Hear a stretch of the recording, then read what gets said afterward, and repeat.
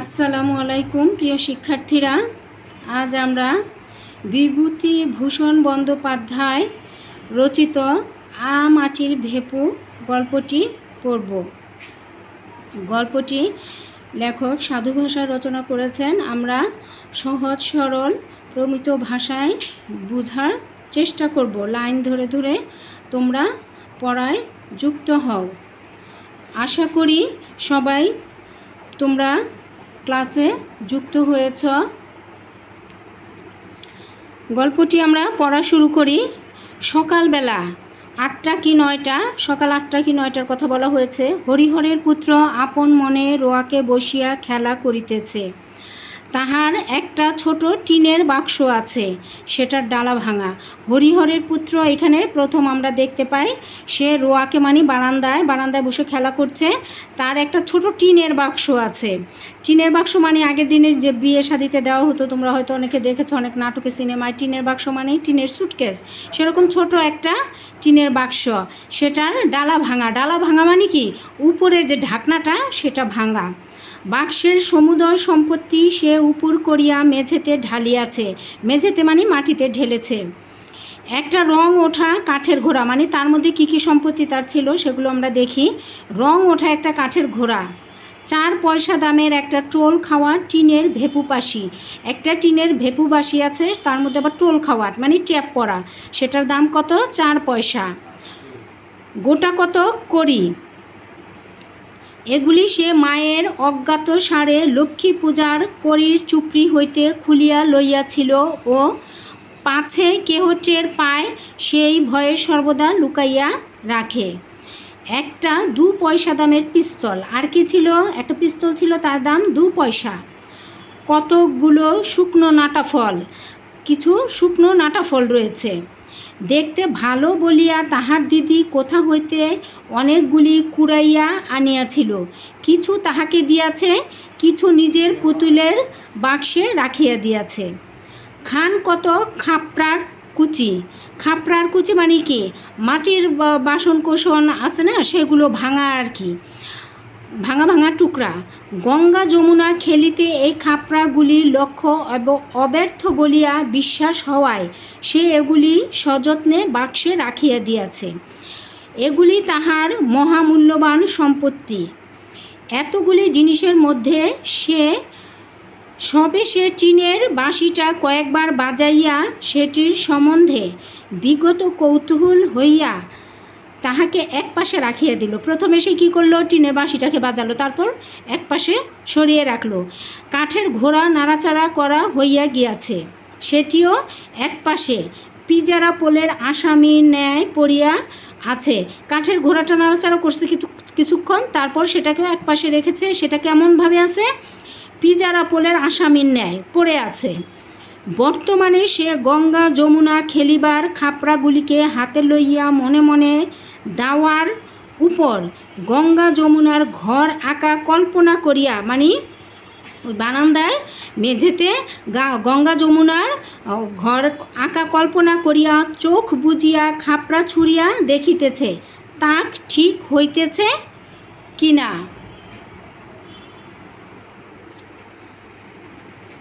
এমন সময় তাহার দিদি দুর্গা উঠানের কাঁঠাল তলা হইতে ডাকিল, অপু, ও অপু। কোত্থেকে ডাকলো? কাঁঠাল তলা থেকে। কে ডাকলো? তার দিদি দুর্গা, নিশ্চয়ই বড় বোন যেহেতু দিদি। সে এতক্ষণ বাড়ি ছিল না। কে বাড়ি ছিল না? দুর্গা। কোথা হইতে এইমাত্র আসিল। তাহার স্বর একটু সতর্কতা মিশ্রিত, মানে একটু সাবধানে সে কথা বলছে। মানুষের গলার আওয়াজ পাইয়া অপু কলের পুতুলের মতো লক্ষ্মীর চুপড়ির কড়িগুলি তাড়াতাড়ি লুকাইয়া ফেলিল। ওই যে গলার আওয়াজ পাওয়া মাত্র সে কি করলো, লক্ষ্মীর চুপড়ির কড়িগুলি তাড়াতাড়ি লুকিয়ে ফেলল। পরে বলিল, কে রে দিদি? দুর্গা হাত নাড়িয়া ডাকিল, আয় এদিকে শোন। দুর্গার বয়স 10-11 বৎসর হইল। গড়ন পাতলা। এ দুর্গার গড়নটা, এটা একটু বর্ণনাটা খেয়াল করো তোমরা। গড়ন পাতলা পাতলা। রং অপুর মতো অতটা ফর্সা নয়। এর মানে অপু একটু ফর্সা আর দুর্গার গায়ের রং একটু চাপা, হাতে কাচের চুড়ি, পরনে ময়লা কাপড়, মাথার চুল রুক্ষ মানে তেল নাই, শুষ্ক, বাতাসে উড়িতেছে, মুখের গড়ন মন্দ নয় মানে মুখের যে আকৃতি সেটা মন্দ নয়, বেশ ভালোই। অপুর মতো চোখগুলি বেশ ডাগর ডাগর, অর্থাৎ অপুর চোখও তাহলে বেশ বড় বড়, ডাগর ডাগর মানে বড় বড়। অপু রোয়াক হইতে নামিয়া কাছে গেল, বলিল, কে রে? দুর্গার হাতে একটা নারিকেলের মালা, সেটা সে নিচু করিয়া দেখাইল, কতকগুলি কচি আম কাটা। সুর নিচু করিয়া বলিল, মা ঘাট থেকে আসেনি তো? অপু ঘাড় নাড়িয়া বলিল, উহুঁ। দুর্গা চুপি চুপি বলিল, একটু তেল আর একটু নুন নিয়ে আসতে পারিস? আমের কুশি জাড়াবো। অপু আহ্লাদের সহিত বলিয়া উঠিল, কোথায় পেলি রে দিদি? দুর্গা বলিল, পটলিদের বাগানে সিঁদুর কৌটোর তলায় পড়েছিল। আন দিকি একটু নুন আর তেল। ওই আমের কথা শুনে আম কুচি কুচি করে নিয়ে আসছে, সেগুলো বলল যে আমের কুশি জড়াবো মানে তেল নুন মরিচ দিয়ে মাখবে। তো ছোট ভাই অপুকে বলল যে মা তো আসে নাই এখনও, তুই একটু তেল আর নুন নিয়ে আয়। তখন অপু যেন সেই কথা শুনে খুশি হয়ে গেল, খুশি হয়ে বলল যে কোথায় পেলি? তখন দুর্গা বলছিল যে পটলিদের বাগানে সিঁদুর কৌটার তলায়, একটা গাছের নাম সিঁদুর কৌটো, সেখানে পড়েছিল। অপু দিদির দিকে চাহিয়া বলিল, তেলের ভাঁড় ছুলে মা মারবে যে, আমার কাপড় যে বাসি। এখন বলছে যে তেলের ভাঁড় তো ছুতে পারবো না, তেলের ভাঁড় মানে তেলের যেটা পাত্র যেটাতে তেল রাখা আছে সেটা ছুতে পারবে না, কারণ তার কাপড় বাসি। তুই যা না শিগগির করে, মার আসতে এখনও ঢের দেরি, খাড় কাঁচতে গিয়েছে, শিগগির যা। অপু বলিল, নারিকেলের মালাটা আমায় দে, ওতে ঢেলে নিয়ে আসবো। তুই খিড়কির দৌড়ে গিয়ে দেখ মা আসছে কিনা। দুর্গা নিম্ন স্বরে বলিল, তেল টেল যেন মেঝেতে ঢালিস নে, সাবধানে নিবি, নইলে মা টের পাবে। তুই তো একটা হাবা ছেলে। অপু বাড়ি মধ্য হইতে বাহির হইয়া আসিলে দুর্গা তাহার হাত হইতে মালা লইয়া আমগুলি বেশ করিয়া মাখিল, বলিল, নে হাত পাত। অপু তেল আর নুন নিয়ে আসলে দুর্গা সেগুলো বেশ ভালো করে মেখে নিল, তারপর ভাইকে বলল, নে হাত পাত। তুই অতগুলো খাবি দিদি? অপু আবার বলল যে তুই এতগুলো খাবি? অতগুলি বুঝি হলো, এই নে, ভারী বেশি, যা। আচ্ছা নে আর দুখানা, বাহ দেখতে বেশ হয়েছে রে, একটা লঙ্কা আনতে পারিস? আর একখানা দেব তাহলে। দুর্গা বলল, একটু লঙ্কা আনলে আর একটু তাকে দিবে, আরেকটা দিবে। লঙ্কা কি করে পারবো দিদি, মা যে তক্তার ওপর রেখে দেয়, আমি যে নাগাল পাইনে। বললো, লঙ্কা তো পারতে পারবো না, মা তো সেটা তক্তার উপর রেখে দিয়েছে, আমি তো নাগাল পাবো না। তবে থাকগে যাক, আবার ও বেলা আনবো। এখন পটলিদের ডোবার ধারের আম গাছটায় গুটি যা ধরেছে, দুপুরের রোদের তলায় ঝরে পড়ে। বলছে যে ঠিক আছে, এখন যখন আনুস নাই মরিচ, থাক, আবার ও বেলায় যখন মরিচ আনবো তখন আম আনবো, তখন মরিচ আনিস। পটলিদের ডোবার ধারের আম গাছে অনেক আমের গুটি ধরেছে, সেটা দুর্গা অপুকে বলল।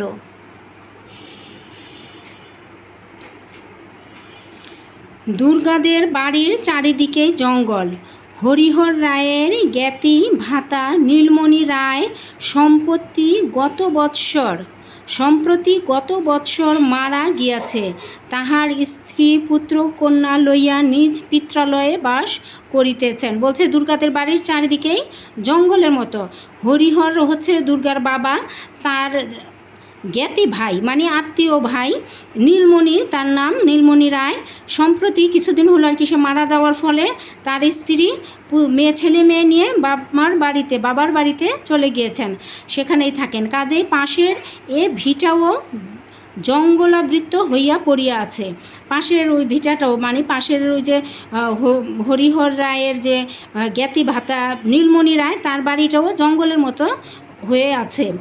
নিকটে আর কোনো লোকের বাড়ি নাই, বলছে আশেপাশে আর কোনো লোকের বাড়ি নাই। 5 মিনিটের পথ গেলে তবে ভুবন মুখার্জের বাড়ি। বলছে 5 মিনিট পর্যন্ত হেঁটে যেতে হয়, তারপর ভুবন মুখার্জের বাড়ি দেখা যায়।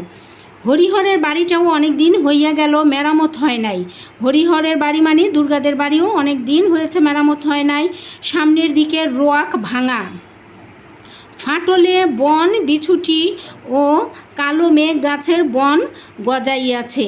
ঘরের দোর জানালার কপাট সব ভাঙা, নারিকেলের দড়ি দিয়া গড়াদের সঙ্গে বাঁধা আছে। বলছে সামনের দিয়ে কি রোয়াক যে বারান্দা সেটা ভাঙা, ফাটলে বন বিছুটি ও কালো মেঘ গাছের বন গজাইয়াছে। আমাদের ঢাকা শহরে দেখবে অনেক সময় যে আস্তর করা ছাড়া যে বিল্ডিং বাড়িগুলো থাকে সেগুলো ওই ইটের ফাঁকে ফাঁকে কিন্তু গাছ গজায়, সেরকম বলছে ওই ফাটল দিক থেকে বন বিছুটি ও কালো মেঘ গাছের বন গজাইয়াছে। ঘরের দোর জানালা কপাট সব ভাঙা, দরজা জানালার কপাট একেবারে প্রায় ভাঙা অবস্থা।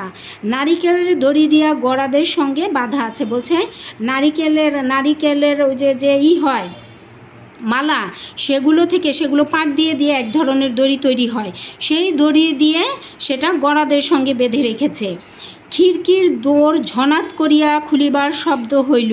খিড়কির দোর মানে বাড়িতে 2টা দরজা থাকে, একটা সদর দরজা আর একটা হচ্ছে খিড়কির দরজা। ওই খিড়কির দরজা খোলার একটা শব্দ হলো। একটু পরেই সর্বজয়ার গলা শোনা গেল, দুর্গা ও দুর্গা। দুর্গা বলিল, মা ডাকছে, যা দেখে আয়, ওখানা খেয়ে ফেল, মুখে যে নুনের গুঁড়া লেগে আছে, মুছে ফেল। মায়ের ডাক আর একবার কানে গেলেও দুর্গার এখন উত্তর দিবার সুযোগ নাই, মুখ ভর্তি। সে তাড়াতাড়ি জারানো আমের চাকলাগুলি খাইতে লাগিল। পরে এখনও অনেক অবশিষ্ট আছে দেখিয়া কাঁঠাল গাছটার কাছে সরিয়া গিয়া গুড়ির আড়ালে দাঁড়াইয়া সেগুলি গ্রাসে গিলিতে লাগিল। গ্রাসে গিলা মানে একেবারে বড় মুখে বেশি বেশি করে গিলে ফেলা।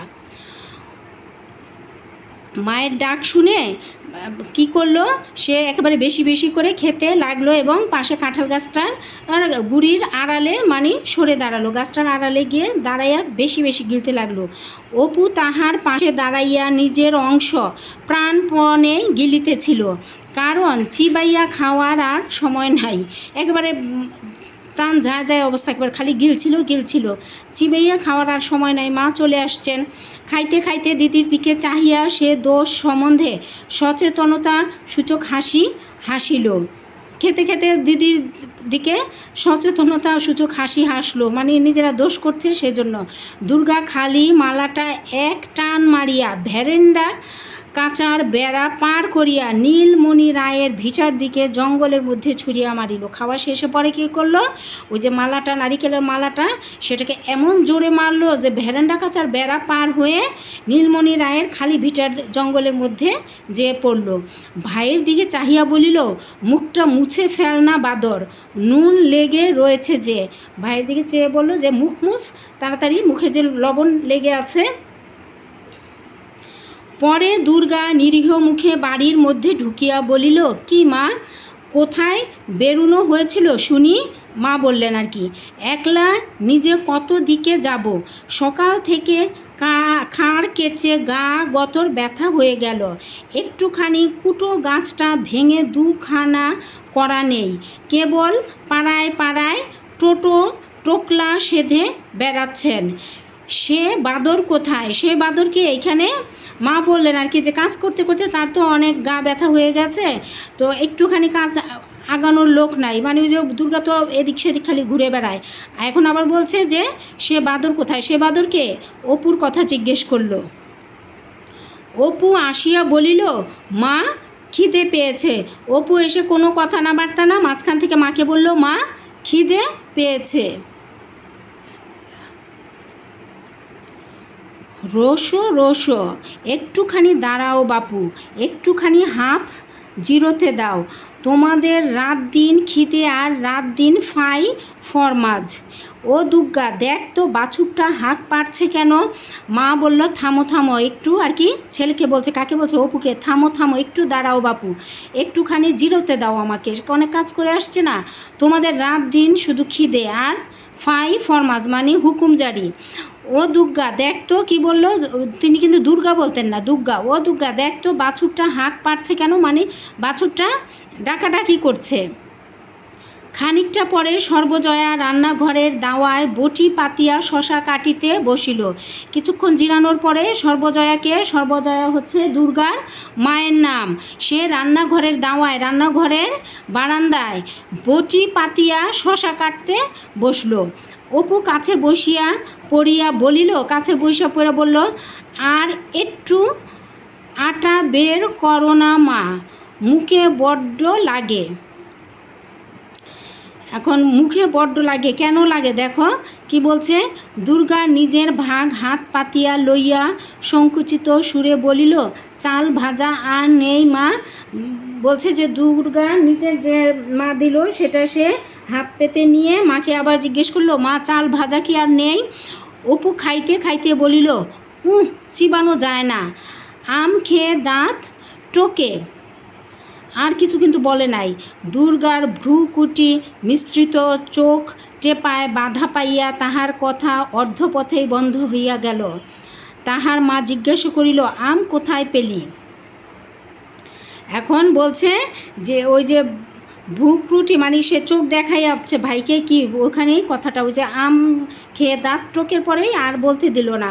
তখন মা বললেন যে, আম কোথায় পেলি? সত্য কথা প্রকাশ করিতে সাহসী না হইয়া অপু দিদির দিকে জিজ্ঞাসার সূচক দৃষ্টিতে চাহিল। অপু আর সত্য কথা বলতে পারল না, সে দিদির দিকে প্রশ্নবোধকভাবে প্রশ্ন করার উদ্দেশ্যে আর কি চেয়ে রইল, প্রশ্ন করতে পারলো না, সে উদ্দেশ্যে চেয়ে রইল, মানে দিদি কিছু বলুক। সর্বজয়া মেয়ের দিকে চাহিয়া বলিল, তুই ফের এখন বেরিয়েছিলি বুঝি? মেয়েকে সে কঠিন ভাষায় বলল, তুই বুঝি, মা তো বাড়িতে ছিলেন না, বললেন যে তুই ফের বুঝি এখন আবার বাইরে গিয়েছিলি? দুর্গা বিপন্ন মুখে বলিল, ওকে জিজ্ঞেস করো না, আমি এই তো এখন কাঁঠাল তলায় দাঁড়িয়ে, তুমি যখন ডাকলে তখন তো। দুর্গাও কথা শেষ করতে পারল না। স্বর্ণ গোয়ালিনী গাই দুহিতে আশায় কথাটা চাপা পড়িয়া গেল। কে স্বর্ণ গোয়ালিনী? সে কি জন্য এসেছে দুর্গাদের বাসায়? এই যে কিছুক্ষণ আগে আমরা শুনলাম না যে বাছুরটা করছে, চিৎকার করছে, সেই বাছুরের মা যে গাই, সেই গাই দুইতে আসছে কে? স্বর্ণ গোয়ালিনী। তাহার মা বলিল, যা বাছুরটা ধরগে যা, ডেকে সারা হলো। তো ছেলে মেয়েদের বললো যে তোরা বাছুরটা যখন দুধ দোহায় তখন বাছুরকে সরিয়ে দূরে রাখতে হয়, ধরে রাখতে বলছে। কমলে বাছুর, ও শূন্য, এত বেলা করে এলে কি বাঁচে? কমলে বাছুর মানে হচ্ছে এখানে একেবারে ছোটো বাছুর বলতে বোঝানো হয়েছে। এখন ওই স্বর্ণ গোয়ালিনীকে সে মা বলছে, সর্বজয়া, ও শূন্য, এত বেলা করে এলে কি বাঁচে? ওই বাছুরটা তো এতক্ষণ পর্যন্ত দুধ দোয়ানোর আগ পর্যন্ত কিন্তু বাছুরকে খেতে দেওয়া হয় না, এখানে সেটাই বলা হয়েছে। একটু সকাল করে না এলে এই তেত্তপর পর্যন্ত বাছুর বাঁধা, বলছে এই বেলা পর্যন্ত বাছুরটা এখনও বাঁধা আছে। দিদির পিছনে পিছনে অপুও দুধ দোয়া দেখিতে গেল। সে বাহির উঠানে পা দিতে দুর্গা হাতার পিঠে ধুম করিয়া নির্ঘাত এক কিল বসাইয়া দিয়া কহিল, লক্ষ্মী ছাড়া বাদর। পরে মুখ ভ্যাংচাইয়া কহিল, আম খেয়ে দাঁত টকে গিয়েছে, আবার কোনো দিন আম দেব, খেও, ছাই দেব। এই ও বেলায় পটলিদের কাকুর তলির আম কুড়িয়ে এনে জড়াবো, এতে বড় বড় গুটি হয়েছে, মিষ্টি যেন গুড়, দেব তোমায়, খেও এখন, হাবা একটা কোথাকার, যদি এতটুকু বুদ্ধি থাকে। ওই যে স্বর্ণ গোয়ালিনীর সাথে মা যে বললো যে বাছুরটাকে ধরে রাখতে, দুর্গা যখন যায় তখন সাথে সাথে অপুও গেল। তখন ওই অপু পিঠে একটা কিল দিয়ে সে বলল যে ওই যে দাঁত টকে গিয়েছিল বলে ফেলছে, এজন্য তাকে কিল তো দিলই, আর নানান কথা বলতে দুর্গা শুরু করলো এবং বলল যে আবার ওবেলা ওই যে পটুলিদের কাকুরতলির আম কুড়িয়ে আনবো। সেই আম কী রকম কাকুরতলির আম? নৈর্ব্যক্তিক প্রশ্ন। মিষ্টি যেন গুড়, মানে গুড়ের মতো মিষ্টি। বলছে তোমাকে আবার দেবো, তুমি খেও। একটা বুদ্ধ, বোকা, হাবা এগুলো বলে ভাইকে বকা দিতে লাগলো। দুপুরের কিছু পরে হরিহর কাজ সারিয়া বাড়ি ফিরিল। সে আজকাল গ্রামের অন্নদা রায়ের বাটিতে গোমস্তার কাজ করে। জিজ্ঞাসা করিল, অপুকে দেখছি নে? এখানে দুপুরের কিছু পরে হরিহরকে দুর্গার বাবা কাজ সেরে বাড়িতে ফিরল আর কি।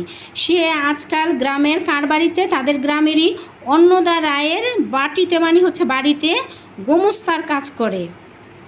সে জিজ্ঞাসা করলো সর্বজয়াকে যে অপুকে দেখছি নে, মানে ছেলে তো ছোটো, ছেলের কথাই সে জিজ্ঞেস করলো আগে। সর্বজয়া বলিল, অপু তো ঘরে ঘুমুচ্ছে। দুর্গা বুঝি, বাবা আর কি দুর্গা বুঝি বলতে সে মা বলে উঠল, সেই খেয়ে বেরিয়েছে। ওই কথা বাবাকে আর শেষ করতে দেয় নাই মা। সেই খেয়ে বেরিয়েছে। সে বাড়ি থাকে কখনো? দুটো খাওয়ার সঙ্গে যা সম্পর্ক, মানে খাওয়া একবার হয়ে গেলে সে বাইরে চলে যায়, আবার সেই খিদে পেলে তবে আসবে। কোথায় কার বাগানে, কার আমতলায় জামতলায় ঘুরছে এই চৈত্র মাসের রোদ্দুরে। ফের দেখো না এই জ্বরে পড়ল বলে। এত বড় মেয়ে বলে বোঝাবো কত? কথা শোনে কানে নেয়। বলছে কথাও শোনে না, কানেও নেয় না। এই যে বলছে যে সে শুধু খাওয়ার সাথে তার দুইটার সম্পর্ক, খাওয়া হলেই সে বাইরে বাইরে ঘুরে বেড়ায়। একটু পরে হরিহর খাইতে বসিয়া বলিল, আজ 10 ঘরায় তাগাদার জন্য গেছিলাম, বুঝলে? একজন লোক খুব মাতবর, 5টা-6টা গোলা বাড়িতে, বেশ পয়সাওয়ালা লোক। আমায় দেখে দণ্ডবত করে বলছে হরিহর সর্বজয়াকে খেতে খেতে বসে বলল, গল্প করছে আর কি, যে আজ 10 ঘরায় একটা জায়গার নাম তাগাদার জন্য সেখানে গিয়েছিল একজন লোক খুব মাতবর গোছের, তার 5টা-6টা গোলা বাড়িতে। গোলা কি? ধানের গোলা ভর্তি। গোলা হচ্ছে একেবারে বড় করে ঘরের মতোই, কিন্তু এগুলো বানানো হয়, এগুলোর মধ্যে ধান বোঝাই করে রাখা হয়। তো ধান যেহেতু 5টা-6টা গোলা, কাজেই তার বেশ পয়সাওয়ালা লোক। বলছে তাকে দেখে, হরিহরকে দেখে সে খুব সম্মান দেখালো।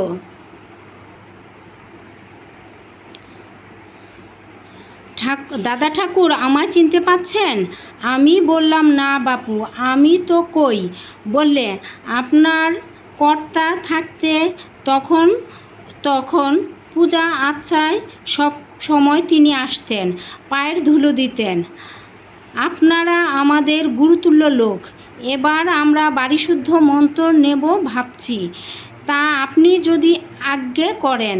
তবে ভরসা করে বলি, আপনি কেন মন্ত্রটা দেন না?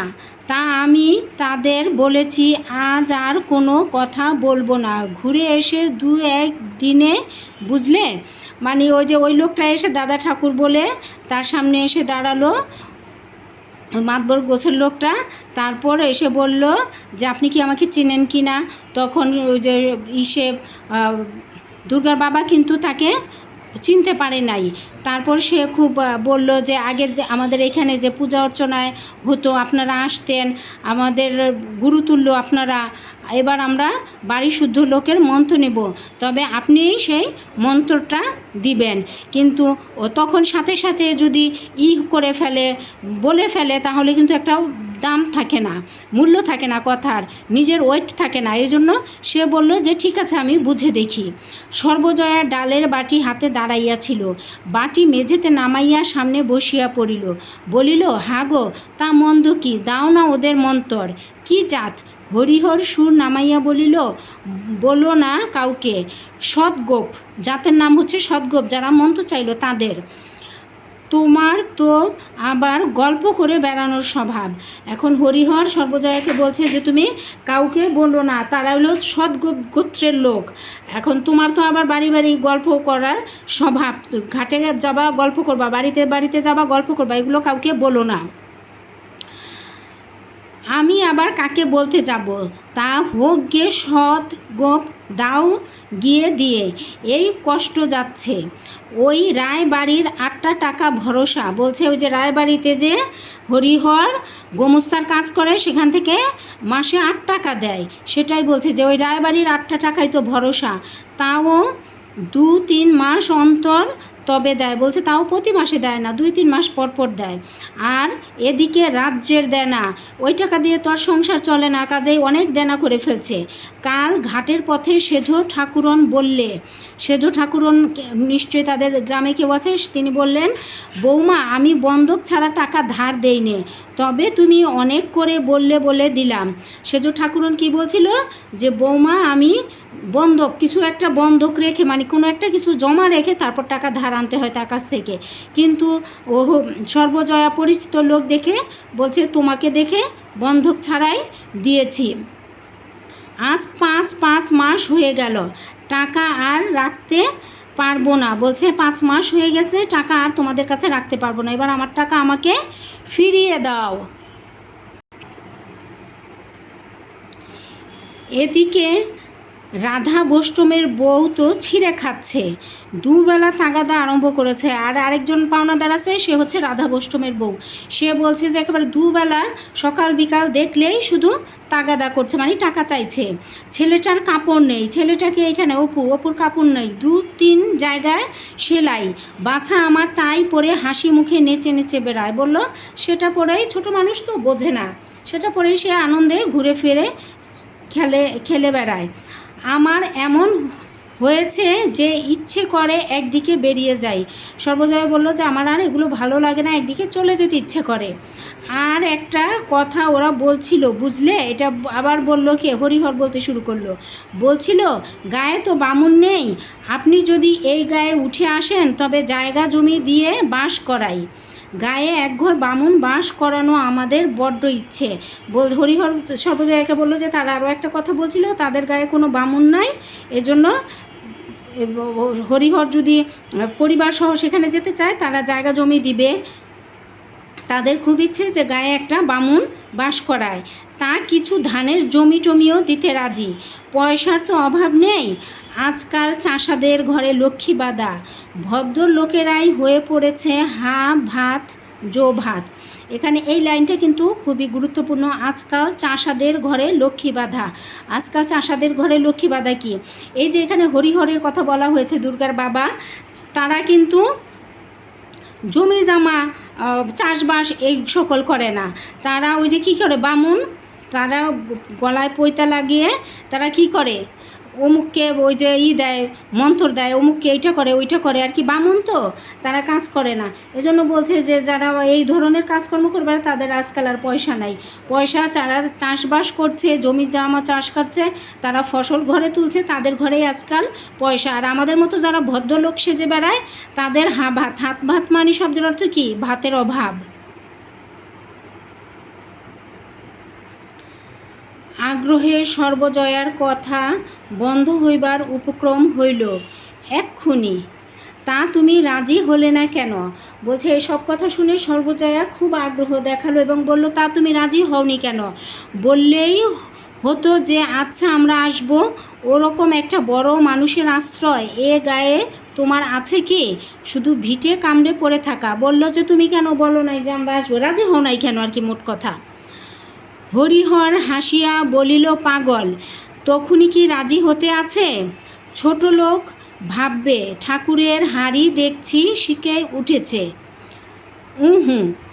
ওতে খেলো হয়ে যেতে হয় তা নয়, দেখি একবার চুপি চুপি মজুমদার মহাশয়ের সঙ্গে পরামর্শ করে।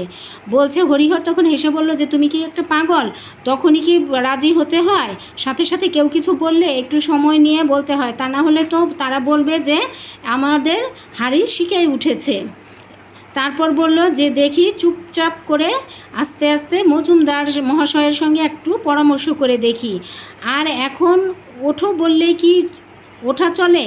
সব বেটা এসে বলবে টাকা দাও, নইলে যেতে দেব না। দেখি পরামর্শ করে কি রকম দাঁড়ায়। বলছে যে আর যেতে চাইলে তো যাওয়া যাবে না, অনেক ঋণ আছে না এই গ্রামে, অনেকেই টাকা পাবে। যাওয়ার কথা শুনলে সবাই একসাথে এসে টাকা চাইবে।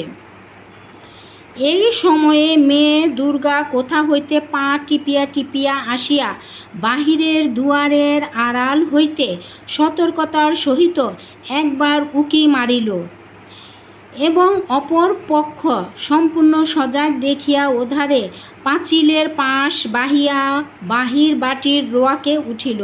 বলছে এই যে বাবা মা যখন কথা বলছিল এই সময় দুর্গা একেবারে পা টিপে টিপে এসে কি করলো, দুয়ারের আড়ালে সতর্কতার সাথে দাঁড়ালো এবং উকি মারলো।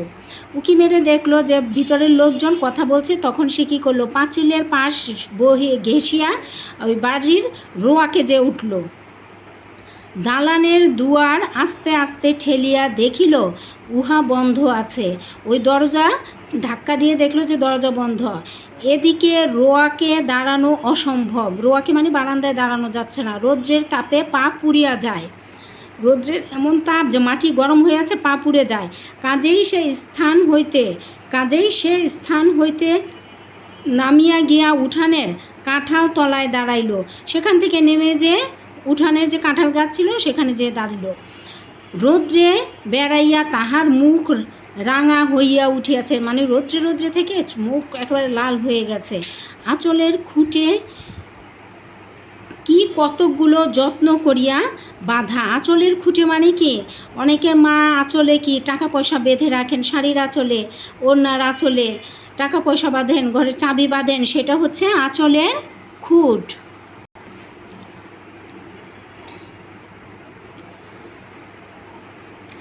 সে আসিয়াছিল এই জন্য যে যদি বাহিরের দুয়ার খোলা পায় এবং মা ঘুমাইয়া থাকে তবে ঘরের মধ্যে চুপি চুপি ঢুকিয়া একটু শুইয়া লইবে। কিন্তু বাবার বিশেষত মার সামনে সম্মুখ দুয়ার দিয়া বাড়ি ঢুকিতে তাহার সাহস হইল না। সে ওই যে খেলতে খেলতে রোদ্রে খেলতে খেলতে মুখ চোখ লাল হয়ে গেছে, তারপর বাড়িতে আসছে ক্লান্ত হয়ে, যে এখন বাড়িতে যেয়ে চুপ করে ঘরে ঢুকে একটু ঘুমিয়ে আসবে। কিন্তু সেটা আর তাদের সামনে দিয়ে, বাবা মার সামনে দিয়ে ঘরে ঢোকার সাহস আর তাদের হলো না। উঠানে নামিয়া সে কাঁঠাল তলায় দাঁড়াইয়া কি করিবে ঠিক করিতে না পারিয়া নিরুৎসাহভাবে এদিক ওদিক চাহিতে লাগিল। বলছে উঠানের কাঁঠাল তলায় দাঁড়িয়ে সে কি করবে ভেবে পাচ্ছিল না, এদিক সেদিক চাচ্ছিল, মানে কি যেটার জন্য আসছে সেই কাজ তো আর হলো না। পরে সেখানে বসিয়া পড়িয়া আঁচলের খুঁট খুলিয়া কতকগুলি শুকনো রড়া ফলের বিচি বাহির করিল। পরে কি যেন হঠাৎ কি ভেবে সে কি করলো, সেখানেই বসে পড়লো। কোথায় বসে পড়লো? কাঁঠাল তলায় বসে আঁচলের যে খুঁট খুলে কতগুলো রড়া ফুলের শুকনো বিচি বের করলো। খানিকক্ষণ চাহিয়া থাকিয়া সে আপন মনে মনে সেগুলি গুনিতে আরম্ভ করিল।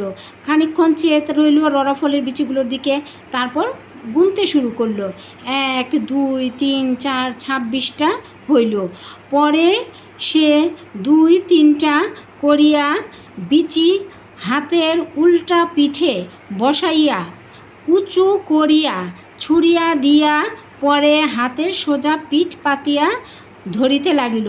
পরে ওই যে 26টা গণার পরে সে কি করলো, রড়া ফুলের বিচিগুলো হাতের উল্টা পিঠ মানে কি, হাতের তালুর উল্টা পিঠে রেখে তারপর সেগুলো উপরে এমনি ছুঁড়ে দিয়ে, তোমরা দেখো এইভাবে ছুঁড়ে দিয়ে আবার হাত সোজা করে চিৎ করে ধরলো। এরকম করে খেলতে শুরু করলো। মনে মনে বলিত লাগিল অপুকে এইগুলো দেবে আর এইগুলো পুতুলের বাক্সে রেখে দেবে। মনে মনে সে বলতে লাগলো কিছু বিচি সে অপুকে দিবে, সেগুলো সে বললো ভাগ করলো, আর কিছু আবার নিজে রাখবে, সেটাও আলাদা করলো। কেমন বিচিগুলো তেল চুকচুক করছে, আজই গাছ থেকে পড়েছে, ভাগ্যিস আগে গেলাম, নইলে সব গরুতে খেয়ে ফেলে দিত। ওদের রাঙি গাইটা একেবারে রাক্ষস, সব জায়গায় যাবে। সেবার কতকগুলো এনেছিলাম, আর এগুলো নিয়ে কতগুলো হলো। বলল যে সে বিচিগুলো একেবারে কালো চুকচুকে তেল চিকচিক করছে। বললো ভাগ্যিস সে আগে গিয়েছিল, না হলে ওই যে বাড়ির গাছ থেকে এনেছে পড়েছে সেখানকার রাঙি গাই মানে লাল গরুটা বলছে একেবারে রাক্ষস, যা পায় সবই খেয়ে ফেলে। সে খেলা বন্ধ করিয়া সমস্ত বিচি আবার সযত্নে আঁচলের খুঁটে বাঁধিল। পরে হঠাৎ কি ভাবিয়া রুক্ষ চুলগুলো বাতাসে উড়াইতে উড়াইতে মহা খুশির সহিত পুনরায় সোজা বাটির বাহির হইয়া গেল। এই যে দুর্গা, দেখো দুর্গা কিন্তু ক্লান্ত হয়ে বাড়িতে একটু বিশ্রামের জন্য একটু নিজেই বলছে যে আমি একটু শোয়ার জন্য আসছিলাম, কিন্তু যেই দেখলো ঘরের মধ্যে বাবা মা কথা বলছে, তো তাদের সামনে দিয়ে সে যাবে সেরকম সাহস তার নাই। সে কী করলো, ওই যে রোয়াকে বারান্দায় দাঁড়াইতে পারলো না, গরমের পা পুড়ে যায় রোদ্রে, কাঁঠাল তলায় যে কতক্ষণ দাঁড়ায় এদিক সেদিক চাওয়ার পরে আবার বসে সেই যে আঁচলের খুঁটিয়ে বাঁধা যে বিচিগুলো নিয়ে আসছিল সেই বিচিগুলো বের করলো, সেগুলো গুনলো, নাড়াচাড়া করলো, ভাইকে কিছু দিবে নিজে কিছু রাখবে, এরকম করার পরে তারপর কোত্থেকে আনছে সেটা বলল। তারপর কিছুক্ষণ পর সেগুলো আবার আঁচলের খুঁটে বাঁধলো, বাঁধার পর সে তার রুক্ষ চুলগুলো বাতাসে উড়াতে উড়াতে, মানে লাফালেই তো ওড়ে, লাফাতে লাফাতে সে পুনরায় বাড়ির বাইরে চলে গেল। এখানে এই গল্পটিতে আমরা অপু এবং দুর্গা দুই ভাই বোনের আমরা কি দেখি, শৈশবের দুরন্তপনা, শৈশবের কিশোর কিশোরীর দুরন্তপনা। এখানে মূলত কিশোরী দুর্গার দুরন্তপনাই প্রকাশ পেয়েছে। কিশোরী দুর্গার আরও অনেক তথ্যবহুল ক্লাস আগামী ক্লাসে আমরা 100% কমন উপযোগী বহু নির্বাচনীয় সৃজনশীল নিয়ে আলোচনা করব। তোমরা সবাই সহজে পড়া শিখির পাশে থেকো। সবাইকে ধন্যবাদ। আসসালামু আলাইকুম।